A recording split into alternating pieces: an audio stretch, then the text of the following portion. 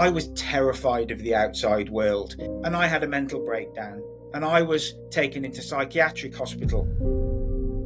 I'd actually lost my identity. I had a real identity crisis. And it was at this point then that I had a routine blood test where I discovered that I had stage 2 prostate cancer.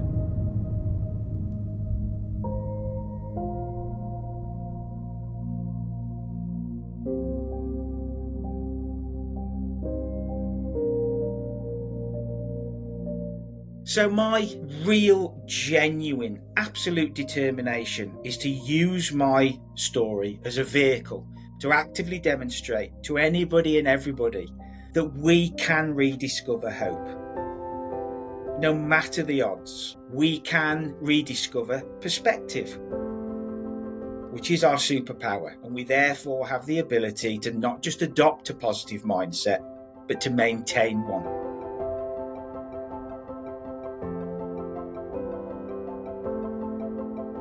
I think with mental health in the workplace, something that is absolutely crucial and something that is a prerequisite is the use of effective communication. Part of effective communication is also the ability to listen. It's often looked over and glossed over, but to find somebody that'll give you a good listening to is a huge part of effective communication. Through my career with the Ministry of Defence, I had the ability to learn, I had the time to learn about the human condition, and we have to learn a little bit more self-compassion. But in the workplace, we have to allow people to have space. If we feel that somebody has their mental health compromised, give them space and then utilise effective communication.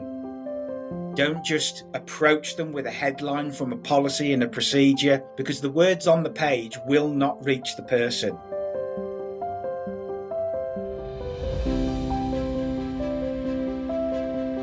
Talk about my diagnosis. Motor neuron disease is obviously an incredibly difficult subject for some to talk about, and I share how we get diagnosed, what treatments, if any, are out there, and how we can learn to live with the challenge of motor neuron disease. I also talk about stage 2 prostate cancer. Now, of course, I discovered prostate cancer completely by accident. I have no symptoms, and I've learned so much about there's treatments out there that everybody should know about, and not everybody does. I talk about acute anxiety. Acute anxiety can grow so rapidly. We are all vulnerable in this area. Trust me, it gripped me and took me to psychiatric hospital. Psychiatric hospital is obviously a scary place, but there is the ability to reflect and grow after being in there, because I did. And it gave me the ability to face the next chapter of my life. Not just adopting a positive mindset, it's maintaining it that matters, because life gets in the way. We're all realistic and we live in the real world. Maintaining that positive mindset is something that I've learned, and I have some advice on not just the things that worked for me, but some of the things that really didn't.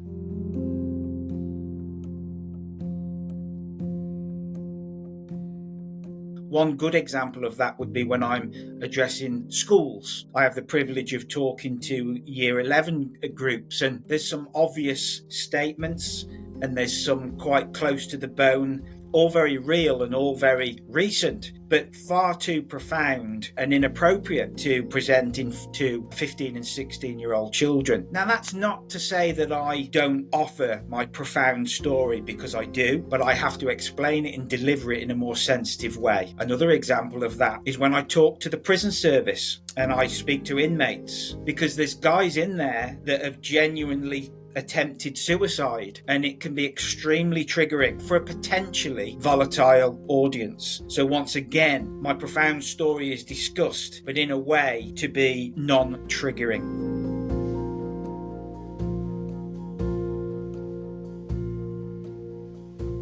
Some people get stressed about something that somebody else, it would just be water off a duck's back, and we never know what's going on in somebody else's mind, and we don't know how resilient they are. We don't know where they are. They might be out there doing their everyday thing, but emotionally they're on the red line, and we might not necessarily know that. I talked about the acute anxiety earlier, and that's very similar. I was not your average candidate to be an anxious guy, but my anxiety was so acute. I can remember vividly thinking when I was lying in bed, I could see the roof of my house being ripped off by wind and rain, and it was real and it was happening. I could hear it, I could sense it, and what trouble would be in then and what could I do about it. That's how vivid it was for me. It's an underlying problem in so many people's lives, and I think the key is to recognize it.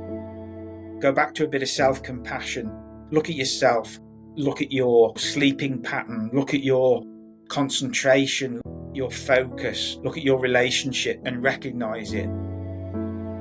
Once you recognize it and accept it, then you have a chance of addressing it.